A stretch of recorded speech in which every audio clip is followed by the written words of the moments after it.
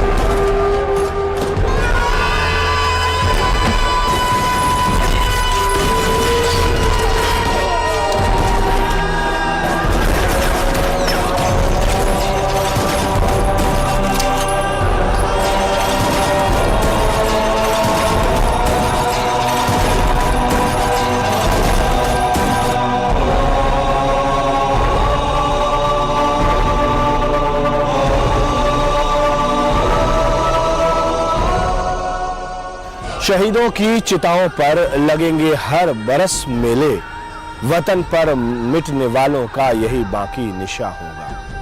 बिल्कुल सही बात है, क्योंकि आज इन शहीदों से प्रेरणा लेने के लिए जहां इस जगह पर मौजूद हूं मैं, यहां हजारों की तादाद में लोग रोज आते हैं। स्वागत है आप सभी का डीडी न्यूज पर। एक भारत श्रेष्ठ भारत के इस अंक में मैं हूं आपके साथ मनीष बाजपेयी, और आज जिस जगह पर मैं मौजूद हूं वो किसी देवालय से, किसी मंदिर से कम नहीं है। मैं हूं जलियांवाला बाग।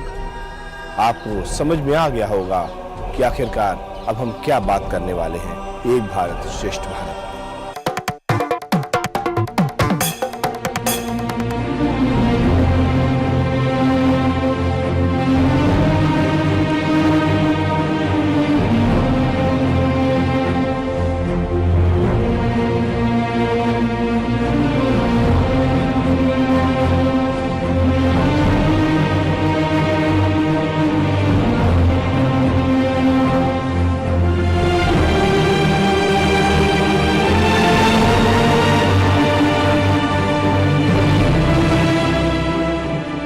ये महज म्यूरल आर्ट नहीं है, दरअसल म्यूरल आर्ट के पीछे भी एक भाव है।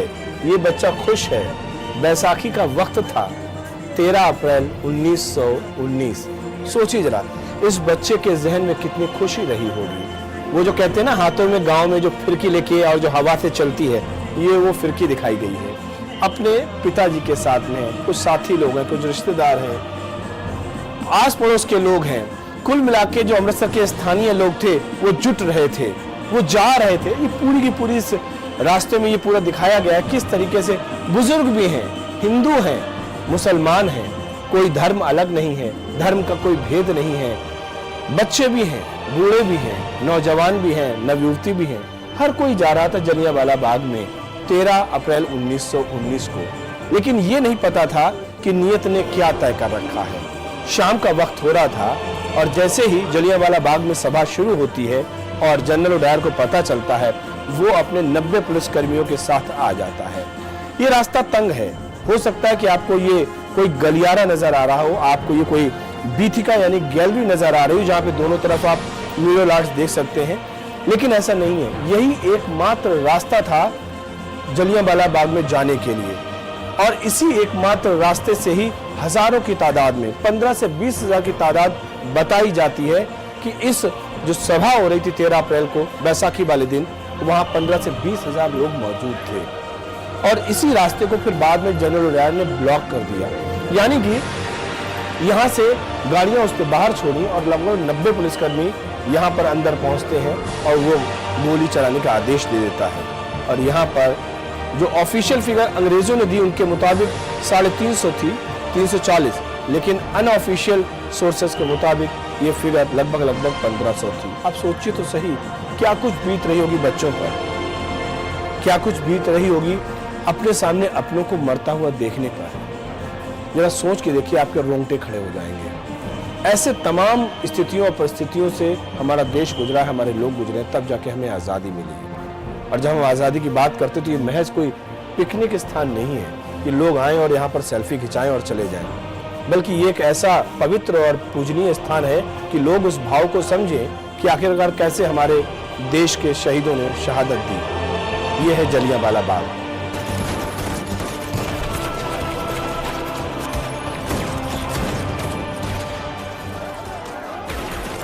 तेरह अप्रैल के दिन जलियांवाला बाग जो है गोल्डन टेम्पल के पास है, और वहाँ पर उस दिन दोपहर के टाइम के ऊपर एक मीटिंग चल रही थी जहाँ पर 20,000 लोग इकट्ठे हुए थे। और ये मीटिंग उस समय ब्रिटिश सरकार के विरोध में चल रही थी। उसी समय ये बैसाखी का भी दिन था जैसा आपने बताया, तो कुछ लोग वहाँ पर गोल्डन टेम्पल से पास में वहाँ भी आए हुए थे। जनरल डायर आते हैं, उनके पास एक सेना की टुकड़ी है, 2 आर्मर्ड कार थी जो उस रास्ते से अंदर नहीं जा सकी। जब वो पहुंचा वहां पर, उसने पहुंचने के इमीडिएटली बाद जब उसने देखा कि लोग मीटिंग कर रहे हैं, तो उसने जैसा कोई वार्निंग दिए बिना अपने सोल्जर्स को कहा, अपने सिपाहियों को कहा कि आप फायरिंग शुरू करिए, और फायरिंग भी ऐसी जगह पे करिए जहां पे मैक्सिमम क्राउड है। तो उसका रिजल्ट क्या हुआ कि एकदम जो कत्लेआम हुआ वहां पर, उसके अंदर जैसा कहा जाता है कि 389 लोग मरे थे और 1200 से ज़्यादा हुई थी, परंतु ये रिपोर्ट जो थी सरकारी रिपोर्ट थी, लॉर्ड हंटर की रिपोर्ट थी। एक्चुअली इसके अगर हम जो दूसरे सोर्सेस से हम देखते हैं तो नंबर कैजुअलिटीज़ का बहुत अधिक था। इस घटना का आलोचना हिंदुस्तान में भी हुई, बाहर भी हुई। आप ये देखिएगा कि विंस्टन चर्चिल जो बाद में इंग्लैंड के प्राइम मिनिस्टर बने, उन्होंने इसका क्रिटिसाइज किया उस समय। वैसे तो 13 अप्रैल को बैसाखी का फेस्टिवल रहता है, लेकिन 13 अप्रैल 1919 को ना यहाँ पर मीटिंग रखी गई थी रॉलेट एक्ट के विरुद्ध, और एक हमारे 2 लीडर थे, डॉक्टर सैफुद्दीन जी किचलू और डॉक्टर सत्यपाल जी, इनको भी शहर से बाहर डिपोर्ट करा गया था। एक तो उनके बारे में जानने के लिए और एक रॉलेट एक्ट के विरोध में। रॉलेट एक्ट का तो हम सभी को पता है कि काला कानून जिसको कहते हैं, ना कोई दलील ना कोई अपील, बिना किसी कारण किसी को भी पकड़ा और जेल के अंदर डाल दिया। तो जनरल डायर का नाम आपने सुना होगा जी। तो शाम को जब उसको मीटिंग का पता चल गया, तकरीबन 15 से 20 हज़ार के करीब लोग यहाँ पर एकत्रित हुए थे। तो आने जाने का एक ही रास्ता हुआ करता था, सामने की ओर आप देखोगे तो तंग रास्ता। तो वो जनरल डायर अपने 90 सिपाहियों के साथ अंदर आ घुसा। 2 गाड़ियाँ में थी जिसमें गन्स मशीन्स गन लगी थी। रास्ता तंग होने की वजह से गाड़ियाँ तो अंदर आ नहीं पाई, लेकिन उसके सिपाही अंदर आ गए। बगैर कोई चेतावनी दिए उसने अपने सिपाहियों को यही ऑर्डर करा, आदेश दिया कि गोलाबारी शुरू करो। पूरे 10 मिनट तक गोलाबारी होती रही थी और 1650 राउंड गोली चली थी। अंग्रेज़ों के मुताबिक इसमें सिर्फ 379 लोग शहीद हो गए थे, इंक्लूडिंग माई ग्रेट ग्रैंडफादर। मेरे परदादा जी भी उस हत्याकांड में शहीद हो गए थे, 35 साल के थे। लेकिन वैसे 1500 से ज़्यादा लोगों के शहीद होने का अनुमान लगाया जाता है। अभी आप बाईं साइड मेरी बाईं ओर देखोगे कि वेल भी आएगा, कुआं भी आएगा। ग्राउंड लेवल पे था, ग्राउंड लेवल माने ज़मीन की सतह के बराबर, और पानी भरा था। गोलीबारी से बचने के लिए लोगों ने उसमें जम करी, कूद गए। बंदे के मन में रहता है ना शायद मैं बाद में बाहर वापस आ जाऊँ, लेकिन एक के ऊपर एक कूदता गया। 120 लोगों ने जम करी, तो 120 की ही लाशें उसमें से निकाली गई, कोई भी जिंदा नहीं बचा।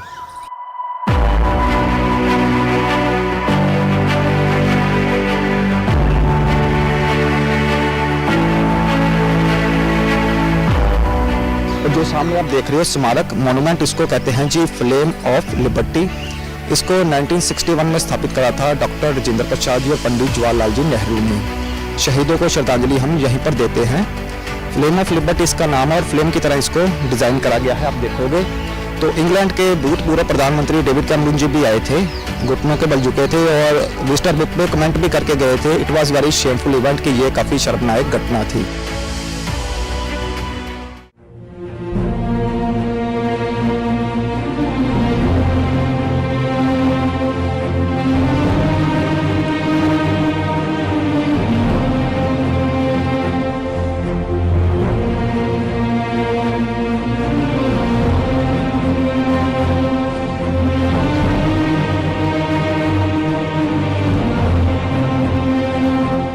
जो हमारे पीछे आप निशान देख रहे हैं यहाँ पर, ये निशान गवाही देते हैं जनरल डायर की क्रूरता की। वो इसलिए भी क्योंकि इन दीवारों पे बाकायदा ये वाइट स्क्वायर में जो निशान बनाए गए हैं, ये निशान गोलियों के निशान हैं।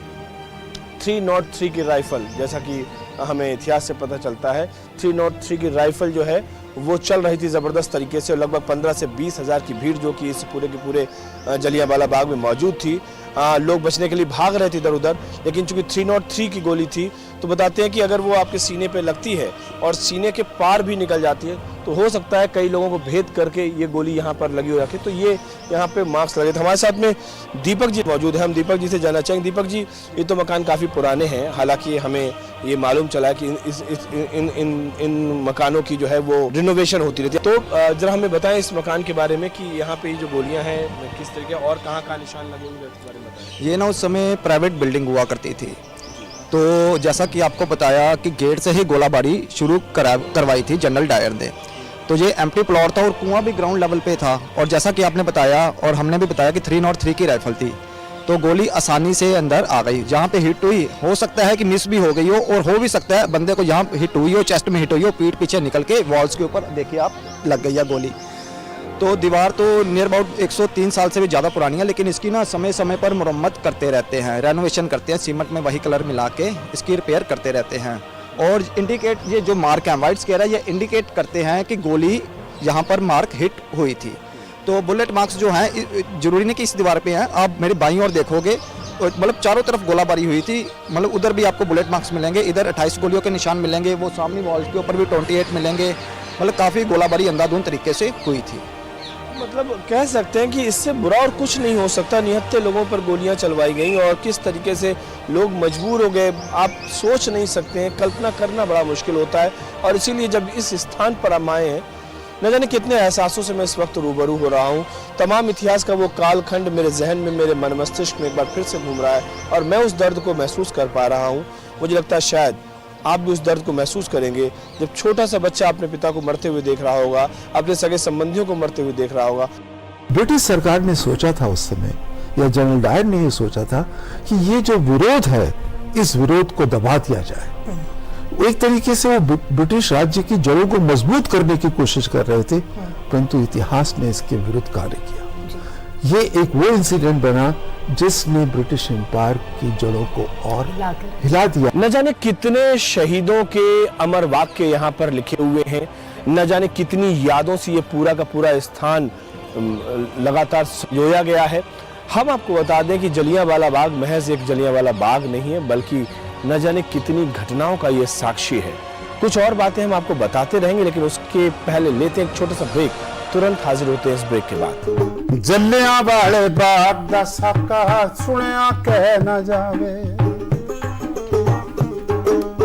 जलियांवाले बाग दा साका सुनिया कह न जावे, 100 वरियां तो जख्म ने अड्डे रह दर्द सतावे, जलियांवाले बाग दा साका सुनिया कह न जावे।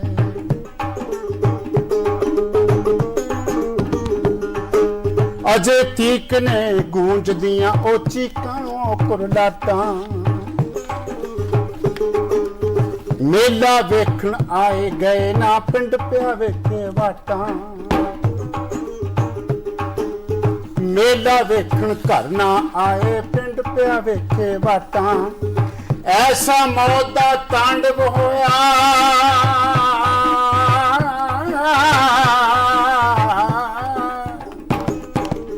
ऐसा मौत ने तांडव किया कोई बच ना पाए, 100 वरियां तो जख्म ने अल्ले रह दर्द सताए।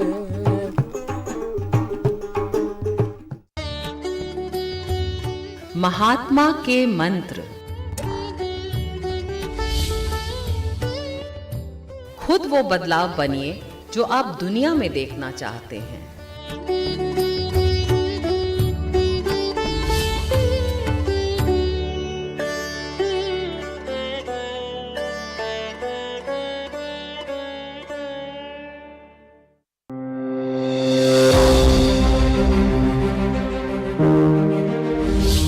हिंदुस्तान एक ऐसा मुल्क है, अनेक प्रकार के लोग रहते हैं, बहुत से अलग अलग मजहब है, अलग अलग जाति है और अलग अलग हमारा पोशाक है, अलग अलग हमारी जबान है, ऐसा कोई मुल्क दुनिया में नहीं है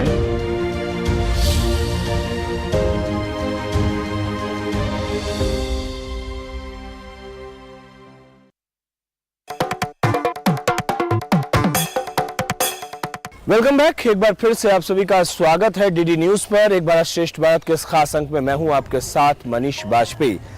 दरअसल इतिहास के बारे में पढ़ने से ज्यादा अच्छा इतिहास को समझा जाए, और वो इसलिए भी क्योंकि इतिहास को जब आप समझेंगे तो उसके पीछे जो भाव है वो आपको महसूस होगा।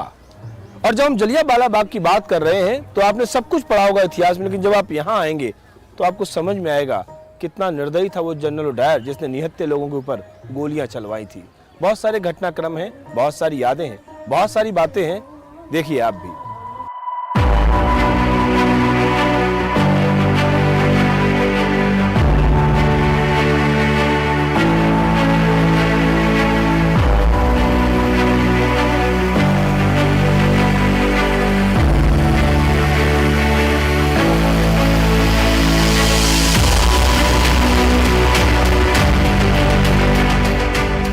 इस पूरे के पूरे कार्यक्रम में जिस एक शख्स का नाम बार बार आ रहा है, जो गवाह भी था, प्रत्यक्षदर्शी भी था, जिसने इस पूरे लौ मशरक कांड, इस बड़े घृणित कांड का बदला भी लिया था, शहीद ऊधम सिंह। उन्हीं शहीद ऊधम सिंह जी का ये आदम कद की जो मूर्ति लगी हुई है, जो प्रतिमा स्थापित हुई है, वो अंतर्राष्ट्रीय सर्वकम्बोज समाज ने इस प्रतिमा को स्थापित करवाया है।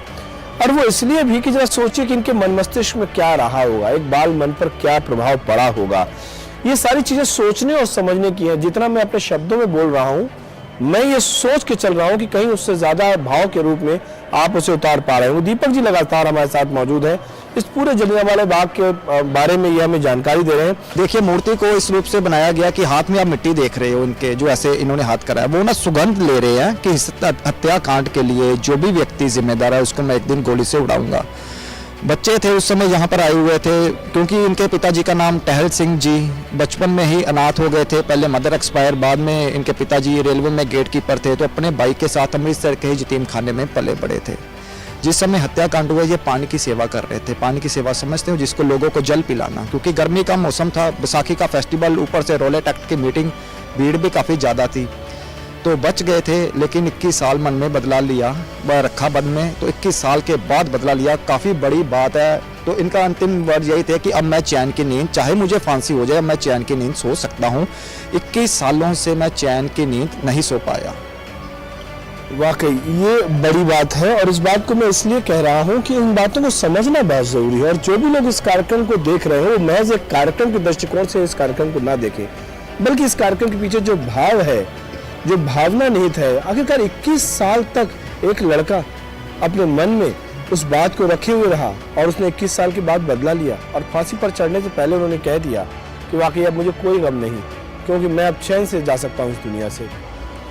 ऐसे लोग बहुत बिरले होते हैं और ऐसे लोग बहुत कम होते हैं, और ये खुशनसीबी हमारी कि ऐसे लोग हमारे बीच में हुए हैं, हमारी इस धरा पे हुए हैं, और ऐसे लोगों की वजह से ही हमें आज़ादी मिली है। चलिए कुछ और देखते हैं।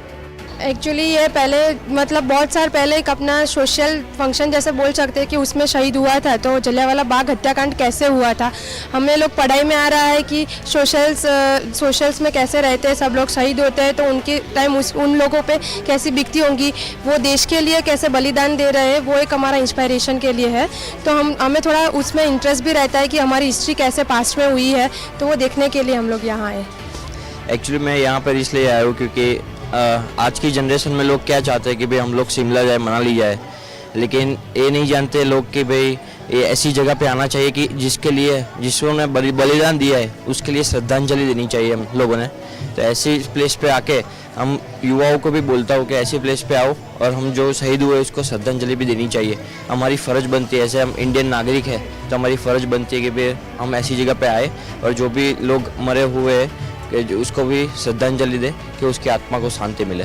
बचपन में हमेशा हमने हिस्ट्री बुक्स, इतिहास में पढ़ा था, इस जगह के बारे में सुना था, तो सुनने में जितना हमें फील होता है वो फील हमारे लिए काफ़ी नहीं थी। यहाँ पे आके हमें फील करना था कि जिन लोगों ने अपनी जान दी इस देश के लिए, तो वो यहाँ पे आके जो फील हमें मिली वो पढ़ के या सुन के नहीं मिलती, इसलिए हमें यहाँ आए। देखिए, घूमने के लिए तो बहुत ही जगह है, लेकिन आके हमें समझना चाहिए लोगों के बलिदान को, एंड उसको खुद भी कुछ करना चाहिए हमें इस देश के लिए जितना हो सके। अब सबके लिए तो आर्मी ज्वाइन करना पॉसिबल नहीं है, जिसके लिए जितना हो सके वो करे।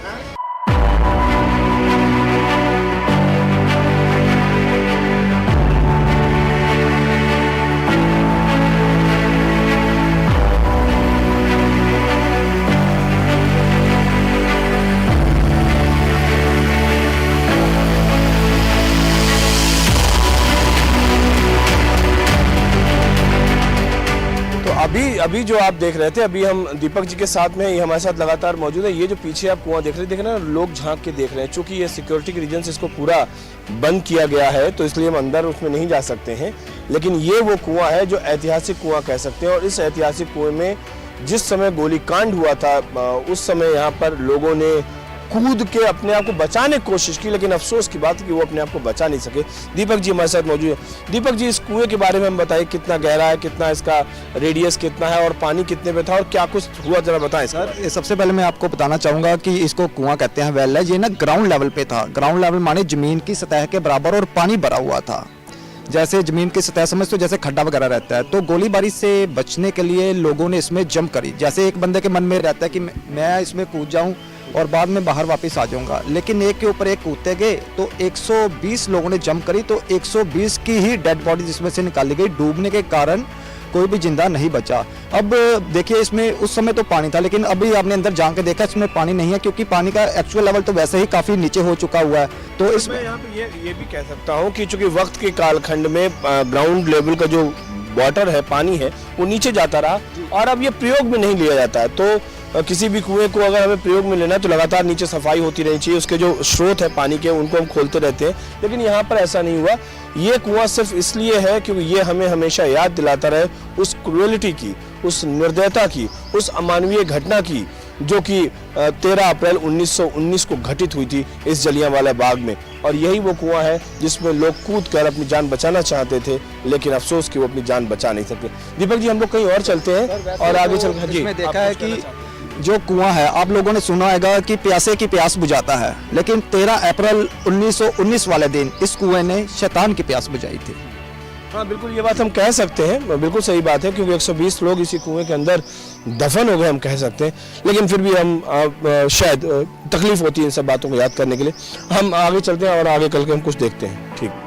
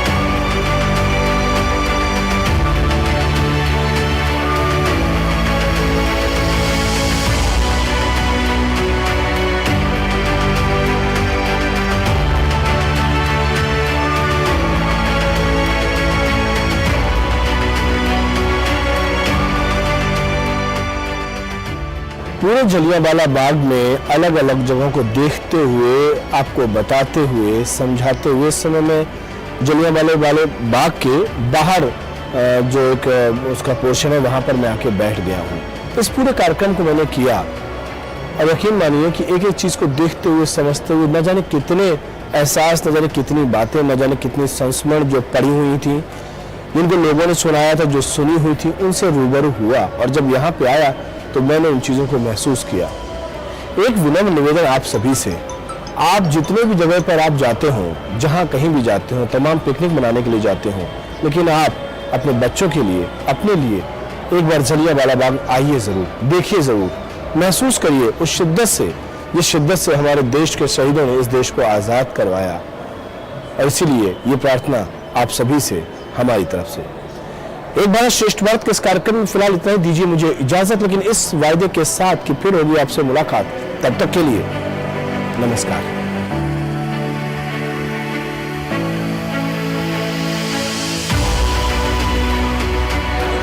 The tragedy of Jallianwala Bagh in 1919 is a shameful scar on British Indian history.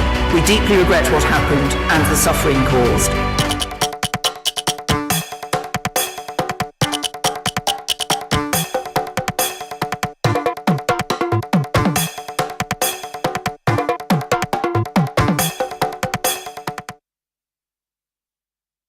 ये युद्ध है, यहाँ कुछ भी हो सकता है। इस लड़ाई को मुझे जिंदा रखना है। मुझ जैसे कई लोग हैं जो आपका साथ देना चाहते हैं। अंग्रेजों के देसी सैनिकों